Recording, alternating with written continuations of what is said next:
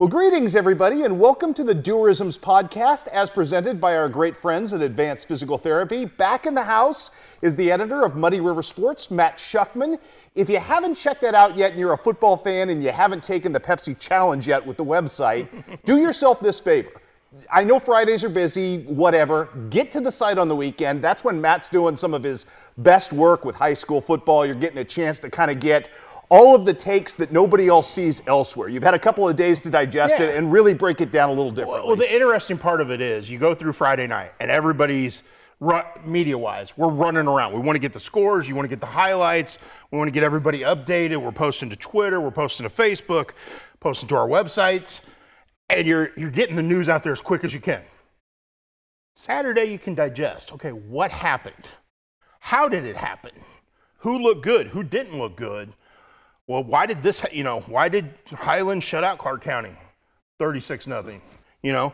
Those things. Yeah, coaches after a game have work to do. Whether they're on the road, like Highland was last week, DeGarmo had to get his team on the bus, back home, all those things. Saturday morning, they watch film, they digest it a little bit, you have a conversation with them. Next thing you know, you go, oh, wait a minute, so-and-so played really well. Here, coach, can I talk to that kid? And then you get the kid's perspective. And the player's perspective. And I think it's worked out really well through 3 weeks to give our readers something more to sink their teeth into. And you mentioned that because adrenaline does run for us, not unlike coaches and players. And you're right, you do get a chance to assimilate and go, a little bit of sleep makes you think, hey, like you did with Cameron Bringer this week with Highland, hey, here's a kid who probably hasn't gotten enough credit for what he's meant and what he's done this season. Exactly. And in talking with Coach DeGarmo, he brought up that we're talking about Cameron Bringer, and he brings up, well, his goal is to intercept a pass every single game this year, and we all kind of laughed at him. Well, look at what he's done so far, and he's got 4 interceptions in 3 games. And it was just, you get that kind of, the lighthearted moments as well as the perspective and those things that on a Friday night after a game, a coach's adrenaline is pumping. So you talk to him after a game, and he's going, yeah, we won, we played great, blah, blah, blah, blah, blah. They haven't broken it down yet. Once they break it down, that they see things that they can add to your conversation as well. I'm going to remind people of a very astute and a much more astute comment now than I realized when you initially made it right here in this building. You just said to me in a casual passing, there's a lot of good football teams in our area. Yeah. And as we sit right now, there are 12 undefeated teams in the greater writ large area you and I cover. Right. It's crazy. It really is. But week 4 brings us some clarity, I think, in a way that we haven't before. And I want to start off with Quincy Notre Dame. Okay. Because their schedule has been wonky. It's been strange. Yeah. And we saw them kind of strip away. I know the Monroe City fans were incredibly interested to what they did to Marceline because there was a lot of talk about Marceline being a power player at the top of Class 1. Right. I'm sure the Highland fans were kind of the same way. I'm sure they were too. Q&D housed them. How good is Q&D? Is Deshaun a better measure of maybe how good they are? I think it is a better measure. Obviously, I think week 1 was a test because I think Quincy High is still pretty decent. I think they're going to have some bumps in the road, but they're also going to win a couple more games. So I don't think that was by any means we got through week 1. It wasn't Alleman. It wasn't Alleman. Alleman wasn't a test for anyone. Won't be all year. The Pioneers are awful. It's just the way it is. Marceline was going to be interesting. You're bringing over a Class 1 school from Missouri, so they're moving up in size-wise to play Notre Dame. But Marceline's Marceline. They're a very good small school program in Missouri. How would they stack up? Well, we saw what Notre Dame's defense did to them. And I think that's the kicker right there. Everybody wants to talk about, Calvin Lavery and the running game and Ben Caspary and the way they use guys, Jack Gilliland on the outside and those sorts of things. The offense is fine. The offense is going to be what it is. That defense is what's going to carry Notre Dame to places. And because that defense is dynamic. We saw, and you made the very astute point, I think, in your play of the week pick this week.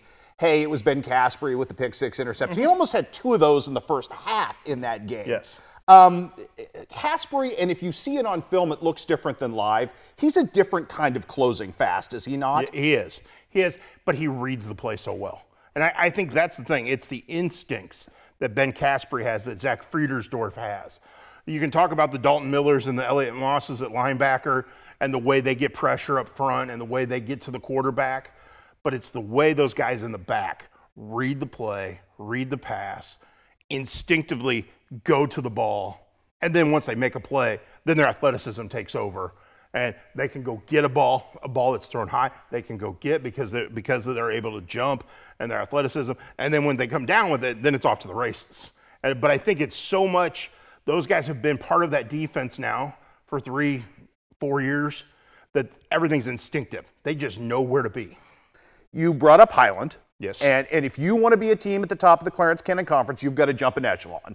This week represents that with Macon. Yep. Because Macon has weapons. And as you pointed out, it's Schrum, it's Riekberg, Yep. it's Lanier. I mean, those are guys, if you're a defense that you want to be good, you got to keep accounting for at all times. Look at what Palmyra did to those guys last week. Right. Palmyra shut them down, and that's why Palmyra is back on track. Now, it helps that Palmyra got guys back who were out for disciplinary reasons, but they're full bore now, Palmyra is. Highland has been full bore from the get-go. Back-to-back shutouts, obviously an MMA program that isn't very good, but to go to Clark County and shut out Clark County in Cahokia isn't easy. Is not easy. No. Now you bring Macon to Ewing. This is a statement week. This is a statement week to say, we're up here. We want to challenge Monroe City. We want to challenge Palmyra. We want to challenge Centralia to be in that top half of the league. It seems incredibly unfair to do this because I think Zach Ferguson, what he's done at Pittsfield, has been very impressive to date. This is a moment of truth game, but it's against Maroa Forsyth, which feels unfair to just about anybody. It's like playing Rochester. That shouldn't take anything, regardless of what happens this week, shouldn't take anything away from the narrative, should it? No, it should not, because I think they've done a marvelous job of getting themselves to 2-1. You're seeing the progress under Zach Ferguson. You're seeing what the Saukeys are capable of. Connor Allen, great defensive game last week, 2 interceptions. Another one of those young kids who's making plays. Pittsfield's got young kids across the board in different sports, but their young kids are making plays. You and I both covered Zach Ferguson as a player. So it's nice to see, regardless of the outcome, you want to be competitive. It is Maroa Forsyth. It's a 3-0 Maroa Forsyth team. You're going to have your hands full. How competitive can you be? Are you going to go in and get the wood put to you? I think that's a fair question, yes. Even in a loss, if you prove you're competitive, you're there. And we've been waiting a long time in the Sangmo for this kind of storyline to start brewing. And Weston McAllister has been very good at quarterback. Yes. We've mentioned a laundry list of really good quarterbacks. He probably deserves somewhere in that list. Well, I think so too. And I think the interesting part of that is we didn't mention him at all at the start of the year. We didn't. We didn't know much about him. No, because they played in that vacuum that was last spring. Yeah, and so it's interesting to see his development. It's interesting to see that team's development. I haven't had the chance to get down there and spend much time with them. That's on my to-do list here in the coming weeks. But I think the fact that they're showing progress, and I think that goes back to what Paul Petty did with the program. He did. Now it's carrying over. And you got new leadership, young leadership, people who are born and bred Saukeys. And I think that's great for a tradition-rich program, that you got people that are part of it, that want to be part of it, that want to see the program succeed. Their moment of truth probably comes next week with Mark Twain, but obviously with Bowling Green. And I know your relationship with Mark St. Clair and with Joe Chin. I know you hold them in very high regard. No question. And Bowling Green has looked like Godzilla compared to everybody else in the EMO to this point. True. But the Mark Twain storyline is really good, and they've done a lot of things right. And it's not just the run game. No. As we saw with Peyton Hawkins with a monster game passing the football this week. If they're sitting there at 4-0. Does that become maybe the most pleasant, fun surprise, especially with Austin Leak taking over his alma mater? I think so. And the interesting part, you talk about them going against Bowling Green. Austin Leak was part of that Bowling Green staff. So there's going to be a tremendous amount of storylines there. But you got to look at what Mark Twain is one of those programs that ebbs and flows. They have some down moments, where they might win 3 games or 4 games. Then you have an uptick where they win 5 or 6. And they've kind of, this is a team that's looking like one of those from a few years ago that went, 11-0 and then ran into Valley Catholic. Right. And, again, it was Valley. It is what it is. Valley. Yeah. So, but this is looking like one of those teams. I'm not going to say they're going to go undefeated through the regular season, but they're looking at a team that could play for a district title, that could make some noise in the postseason. Great job by Austin Leak. And again, we've talked about the running game. We've talked about the passing game. Think about their defense. I think a lot of these teams, we've talked so much about the offense, and I think we're going to get to a game here in a few minutes. Oh, yeah. The big one of the week. But we talked so much about Central's offense so far through 3 games. Right. we forget to talk about defense. And obviously Brown County, we're going to have to talk about defense. But I think don't overlook Mark Twain's defense. The impact they're having, the way they gang tackle, the way they run to the football is as impressive to me as the way they move the ball on offense. I will get to that big one because you knew what I was holding back for you in a second. Yeah, but I just had to tease a little bit. I know you did. I want to get to Monroe City, who we finally got back in the area last week. Right. And, you know, the sling tee is, and I forgot how much I missed David Kirby. I went to Barnstorm, and he was, you know, out with a quarantine at that point. Right, yep. And he's on the sidelines being David Kirby, and he's one of like the 3 coaches left who will actually engage you in a conversation in the middle of the game. He is just fun. You will love this. I'm on the phone with him on Saturday, breaking down the game for my Saturday Rewind. And he's like, hold on a second, I need to go outside. So the wife was doing a project or something, so he wanted to get away so he could talk to me. And he looks up and he goes, okay, I better go. And I'm like, why? He goes, I got a 2-year-old banging on the window that really wants some chocolate milk right now. Everson obviously needs to be given his milk when asked. So, but think about it. They had 2 long road trips to start the year. They did. So he actually got to see his son, put his son to bed last Friday night because they played at home. And when you do it after a big win, it makes it even better. Well, and it is, to me, interesting, the execution. They come out and throw like there's nobody's business right out of the gate. And we talk about all these quarterbacks. None of them have the experience level that Kyle Hayes does. No. And when he comes out, and you touched on it before anybody, how good Waylon DeGrave is. But to add, you know, Chapman to that mix as well now, I know Josiah Tolton is probably out this week with but they have a lot of weapons. And Deion White is probably, the best tight end of the area and never gets any love. No, you're right. And he deserves more. Yeah. The one thing David Kirby and I have talked about, and he's brought it up to me because he's heard our conversations about quarterbacks. And he understands how many good quarterbacks there are in this region. But he keeps going, don't forget about Kyle Hayes, that is. And you watch week after week, Kyle Hayes is just making plays. And then you watch him throw the ball, and it's like, man, tight spiral, on the money, passes. And again, David Kirby's been blessed, and it's a story that I'm going to do for Muddy River Sports here in the next week or two on the Hayes legacy at quarterback, because you go from Blake to Kyle, and David Kirby's been blessed. He just plugs a Hayes in at quarterback and goes. But Kyle Hayes is special. We can talk on and on about quarterbacks and who fits where in the pantheon of quarterbacks. Yeah. He's up there. He's up with this year's class. He's up there. You're doing that story. I'm doing a very different story about a different family legacy in Monroe City in the coming weeks about the Pennywells. Okay. And how Keaton might be. I mean, if you see Keaton play linebacker, he is the most intimidating looking dude because he's bigger now. True. And he makes every play. You can't move him off the ball. Having a guy like that on your defense. He's a Pennywell. What do you expect? Well, that's very true. But he's a different level of Pennywell even. Yeah. And that, to me, is really fascinating. And you forget that, having gone however many weeks it's been since last year, since we saw him play. So, you know, Monroe City's very good. Anybody else really piquing your interest? And I know you don't cover a lot of 8-man football per se, but are you interested by the fact that so many of these 8-man football teams on both sides of the river are starting to have success? Well, and does that beg maybe more teams looking at that? And that's where I look at it from. It's not per se that I'm looking there going, well, who's doing well, who's putting up 60 points, and whose game is getting called at halftime because they're slaughtering somebody. But I'm looking at, you're taking programs that have traditionally struggled because they just don't have the depth or the size, or you know, you get one or two classes where you just don't have a lot of athletes. Right. And next thing you know, you're in worlds of hurt because of it. Well, now with 8-man football, it levels the playing field more, and you're seeing some of these teams that have gone from 11 to 8 really have success. So for these small schools that are sitting there going, what are we going to do? We struggle every year to get 30 kids total. Should we go to 8-man? Well, look at what the teams are doing. 8-man's very competitive. So I think you're going to see other programs, other schools start to look at it and go, would this be the best decision for us? Now, fact of the matter is, you have them in clusters. Yes. So location matters a lot. It does. And so geographically, can a team like Pleasant Hill? Louisiana. Okay, Louisiana, who's Louisiana going to play? They're going to have to go all the way to Knox, to North Shelby.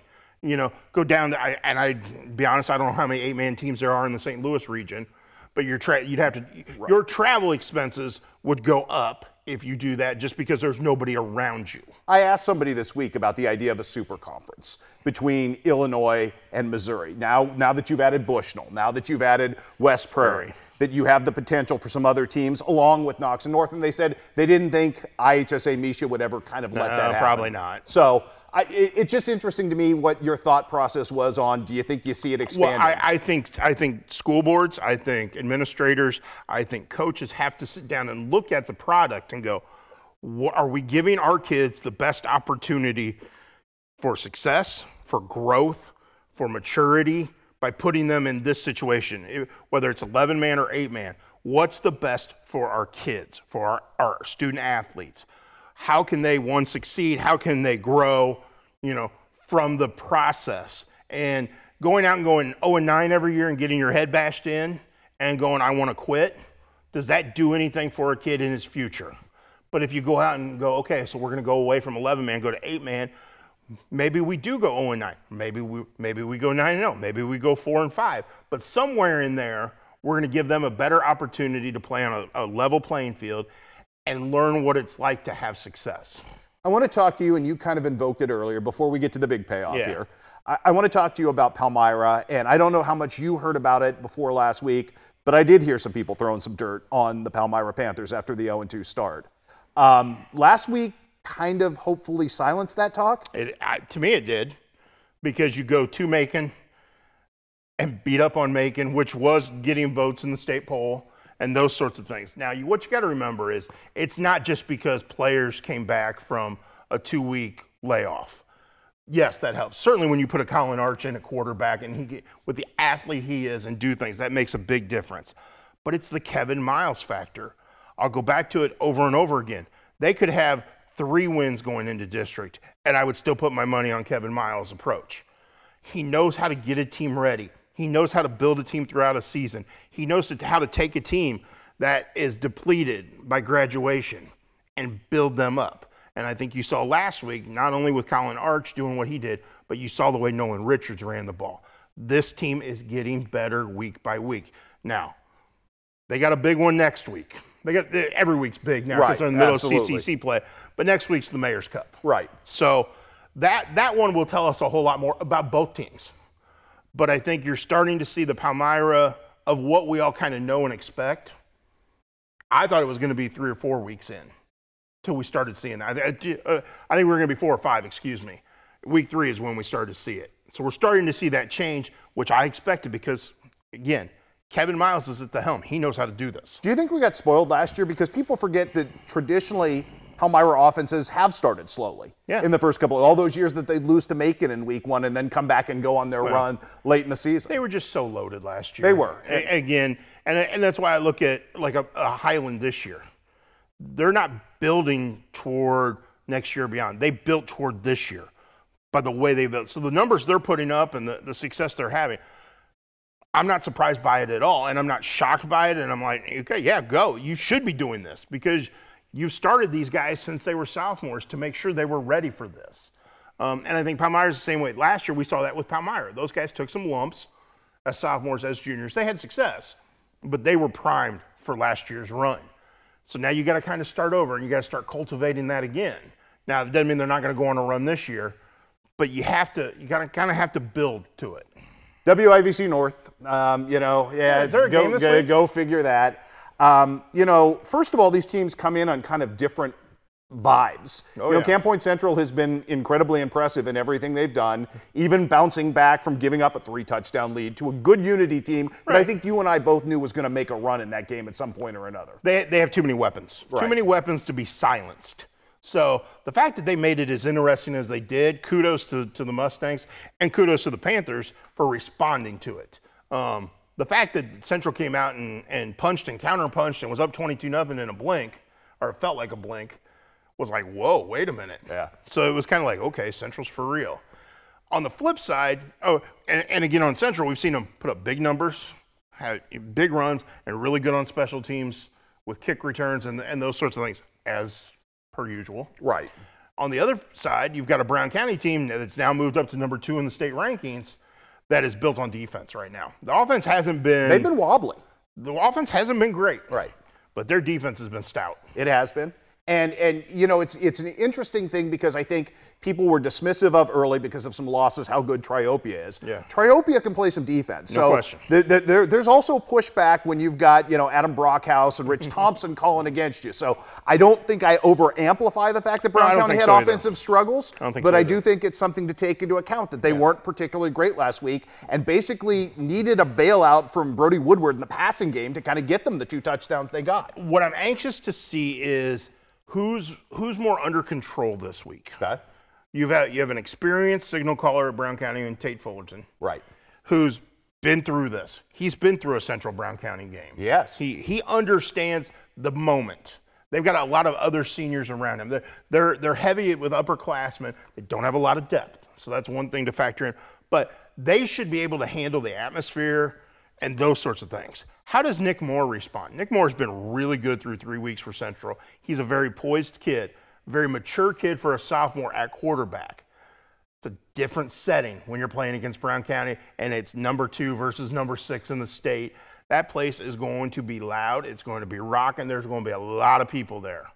How does he respond? How do some of those kids who haven't played a whole lot of varsity snaps prior to this year respond? How does Isaac Genenbacher run the ball? How does a Garrett Williams respond? They're blessed with guys up front that have experience, and they're blessed with guys in the huddle to help keep those guys in check. But I think it's who handles it better. Nobody knows the Brown County offensive play calling scheme any better than Brad Dixon because he's competed against Tommy Little for what seems like forever now. Yeah. There is a lot of the Central defense keeping Brown County out of a comfort zone that has to happen here this week. Yes. You touched on Isaac Genenbacher. He's had 2 games of 12 tackles in the first 3. Yeah. He's been that guy for that team. How big is his performance? How big is keeping those linebackers engaged and active for Central in trying to stop this Brown County team from getting any momentum whatsoever? It's imperative. It's imperative because one, you don't want to get your blockers to the second level and take those linebackers out of the case. So your defensive line, I think, is as important as the linebackers because they've got to hold up those offensive linemen. They've got to plug some holes. They've got to basically collapse the line and then let the linebackers do what they do. Because if you get to the second level as blockers, take the linebackers out of it, then Brown County can do a lot of things offensively and find some rhythm and find a groove. But those guys, they've got to be active. To me, and we've seen it. I mean, Isaac Genenbacher has been very active. Central has to be extremely active on defense to negate Brown County's offense. I think I'm pretty impressed with the way Brown County has bounced back Camp Point Central has bounced back from some injury issues early on, from starting a new quarterback, some of the things they've done. Is that just a dynamic of this team that they're kind of naturally resilient and problem solvers? I think so. I think it's because, I go back to Nick Moore. For a sophomore, so incredibly poised, so incredibly understands the game. I think, Brad Dixon likes to call them freaks. Well, I think it's that culture that has led to this. That guys understand, hey, it's next man up. If somebody gets hurt, I'm stepping in, and I'm going to be prepared to step in. That if you go out to a practice, there aren't guys just standing around waiting, okay, I'm going to stand on the sideline and wait till coach tells me to go in, and then I'll get my reps. They're getting ready. They're watching what's going on. They're preparing themselves. And that's why they're such a good program. I think same thing when I've been to Brown County's practice, same thing went on. So I think it's a matter of having guys ready to step in and face it. You got 2 coaches that have been at both places for an incredibly long time with a lot of success. They've put a program in place, and they've put assistants around them who have been there, who have been part of the program. So the stability is there. The expectations are there. Kids know how to rise to those expectations because they haven't changed. Let's change the dynamic just a little bit and talk a little bit of college football, because I think after that first week, we've been through the Culver-Stockton narrative before of, hey, this is the year. Yeah. And it slid away a couple of different times. Right. And week 1 was debilitating. Obviously, when you start doing the calculus within, the Heart of America Conference, that's not a game you wanted to lose against Baker. No question. To come back the way they have the last 2 weeks, how restored are you in the idea that this team may actually be capable of turning that paradigm around? I think it's incredibly capable. I thought that from the beginning, and then week 1 comes, and then you start second guessing, and then you see week 2 and 3, and it's like, whoa, wait a minute. I think this team's prepared to take that step. They need to be. This is the time. If it doesn't happen now, when will it ever happen? Right. That's what you'll be asking yourself if it doesn't happen. But I think the fact that they've shown some resiliency, they've shown their play-making capabilities, and they're showing some strength defensively. There hasn't been one thing really missing yet from the dynamic of it all. Incredibly, again, we talked about poise. This team they should be. Think of all the seniors they have and all the fifth-year guys they have. Super seniors, indeed. Super seniors.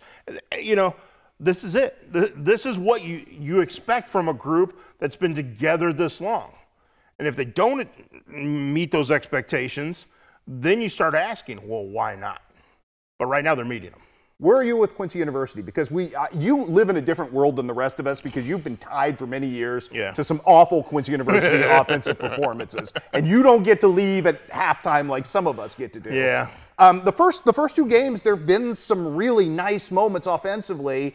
You know, even with Harris hurt, going into this second game against Iowa Wesleyan. Where are you at on QU at this point? I think offensively they're going to be fine if things stay healthy. Okay. You know, Tion Harris gets hurt the first week with a shoulder injury. Michael Valdivinos gets hurt week 2, so now you're down to your number 3 quarterback in Grant Hadjasek. I don't know the status yet for this weekend of Tion Harris. I know they were going to try him out and see how the shoulder was this week.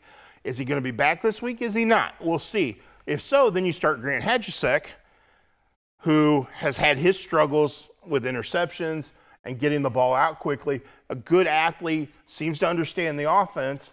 Had a great performance from Tremaine Lee last week. Right. You know, I think the pieces are there. Gino Witherspoon is, I just think as a wide receiver, he's dynamic. The whole wide receiving core is much better. It's they've made considerable strides offensively. Can they stay healthy? They've had injuries up front. They've had injuries in the backfield. What happens? What happens if you're down to your number 3 quarterback? Then who's the backup? Because I know they wanted to redshirt Ike Wiley. Matt Shuckman. With this knee? Yeah, that's a good point. Yeah, fair enough. Hit me. I'm free game. I can't move. But they've got to get healthy. They've got injuries on the defensive side too, up front and at linebacker. They've got to get healthy. Okay, so we've talked a bunch of football right now. Big soccer match tonight, obviously, as we're recording this, Quincy High, QND. Right. And I think both teams have had some really good moments, and they've had some questions. Yeah. In terms of goal creation for both of them, I think at one point or another, because you can't constantly rely on Tanner Anderson, which, I think QND is trying to figure that out. And they've done a good job in a lot of places with, so too. Leo Can coming up. I think Leo's done a great job of finding his moments when to attack and play off Anderson, and he's given them a second dynamic score at times. Jake Hoyt's got to get more involved in the scoring aspect of it. Ben Frericks has done a really good job in the midfield of setting those guys up, but he can be a scorer too. But I think they're so dangerous off set pieces. They are. And Tanner Anderson's doing a great job of getting behind defenses and forcing defenses to commit fouls, which lead to penalty kicks. So you got to keep him in check if you want to beat Notre Dame. Keep him from making those kind of runs. Kind of learned that from his older brother, too. That helps a ton. Yeah. And then the flip side at Quincy High, it's been Spencer Jenkins and Carter Vemberlow. Who've been both very, very good. They both have been very good, but how many games are you going to win 1-0, 2-1? When are you going to break out and just put a team away and not let somebody stick around? To me, that's the big thing. How are you going to generate more offense? I think both teams have been pretty solid defensively. That's why I think the game at Flynn Stadium is going to be a barn burner, because I don't think either team's going to run away from each other. I do think there have been moments where QND's defense has been a little bit tentative at times. Okay. Is that part of coming along and kind of developing? I think so. I think because you got a couple different guys back there. Okay.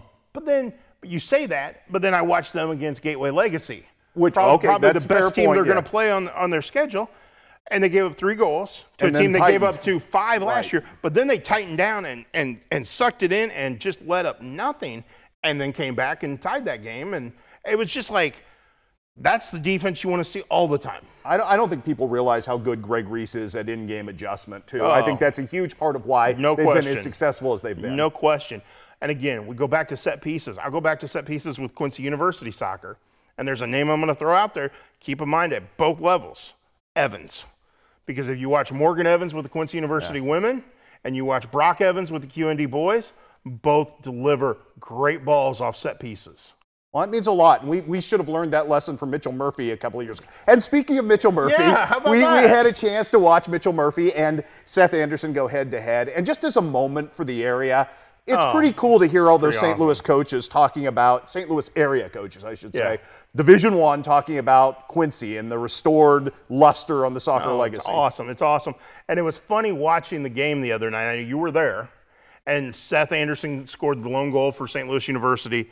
And he breaks in, and he's going, and he's running right at you. You were in like the perfect spot to get the highlight. Yeah. Every so often a broken clock is right, twice a day? And sometimes Chris Dewar gets it right as well. Well, you waited through what, 4 rain delays? 4 rain delays, and then sat through double overtime and didn't get home till 2:15. I still had a blast. It was still a ball. Well, because those are great guys. They are. You know, both of them very respectful, very willing to talk, very willing to they could be sitting right here with us, and we'd have a great conversation. Indeed. And again, a great Quincy crew of fans.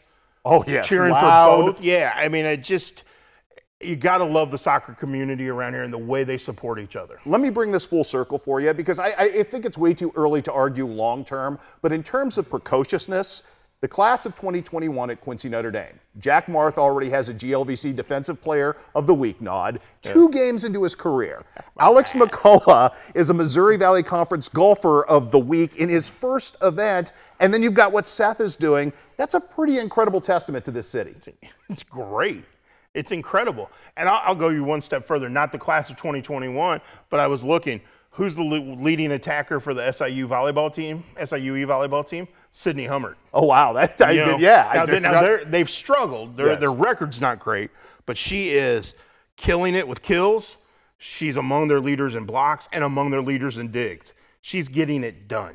That's phenomenal stuff. And again, another phenomenal kid who you love to see the success for, regardless of where they played or what your affiliation. Well, you and I both have had this talk about how the kids from this area go on and remain humble, work hard, do the things they're supposed to do, and we see it happen not just at the high level, the D1 level, like you saw the other night. We see it at the D2 level. We see it because you can look out at Quincy University, specifically right now, at who's doing well on the soccer pitch. And I know baseball's doing their fall workouts, but you got a Lance Loveson and Nolan Wassman out there doing their thing. And you go down to the NAIA level. You know, you've got kids contributing everywhere. And it's just, again, it's fun for you and I to track those, follow those. And I'll take this one further because I know this is the case with you as well. Some of our favorite kids are at John Wood playing community college as well. No question. And you know, they got a really good one that we never talked about, stealth-wise, baseball-wise, with Tyler Bickers, who broke Phil Bradley's hitting record last year. All of us, I didn't even realize he ended up at John Wood. Well, and you know who the best hitter in the area might be? Who's that? John Wood, third baseman, Lucas Luce. Well, and man, basketball superstar that we all forgot was a pretty good baseball player. I mean, unfortunately, he played in a high school program that didn't get a lot of attention baseball-wise. But I'm telling you what, I mean, set the John Wood doubles record last spring, has already started raking this fall. Again, high ceiling for that kid. Last one for you. Outside of the gridiron and the obvious, any other really interesting fall narratives that you're kind of looking for the next couple of weeks with teams that are on your radar that you think, hey, people, you know, we all love our football and it kind of tends to dominate things. But one other narrative that you're looking at that really kind of fascinates you? Quincy High girls golf. Because they've got enough depth to put 4 really good scores together when they go to a tournament and go to a regional and go to a sectional. They got enough talent to maybe be individually toward the top. I want to sit down with Lacey Novosel, who's got a really interesting story because she's a bookworm. Yes, she is. Yeah, you know, high GPA, looking at Ivy League schools. I mean, very impressed by her, but she's also a darn good golfer. Sure. You know, and I think that's when you start looking at golf, I know obviously Macomb has dominated the golf headlines so far, and understandably so. Sure. But watch for the Quincy High girls. This could be a year that the Quincy High girls as a team get to state. A couple of reasons that is also one of my favorite teams to follow. One, I don't think anybody realizes how good Paige Kane has gotten at number 4 for that team in kind of holding everything together. And she was the medalist the other night at a really difficult course at West Hancock, which goes to prove your 4 players capable of scoring like your 1. There are not a lot of programs that happen. And the other thing we don't ever talk about enough is Saya Geisendorfer and the way that despite the fact that she is like the Corey Pavin of Tri-State High School golf. She is not long, and yet she is relentless, and she had those 2 matches in a row where she was in red numbers. I mean, you talk about, and another girl who's incredibly cerebral and as down to earth as they come. So I think you're right. I think that Quincy High girls golf team is really fun. Don't sleep on the Quincy Notre Dame volleyball team. Okay. I don't know how you could sleep on it. I don't know how you could sleep on a team that's 11-0 and just won the Lincoln tournament. Sure. But as we tape this on Thursday afternoon, big match on Thursday night, 11-0 Quincy Notre Dame visiting 10-1 Brown County. Yeah, that is huge. And so we're going to see, is Brown County the team at the 1A level that's going to challenge Southeastern for local supremacy?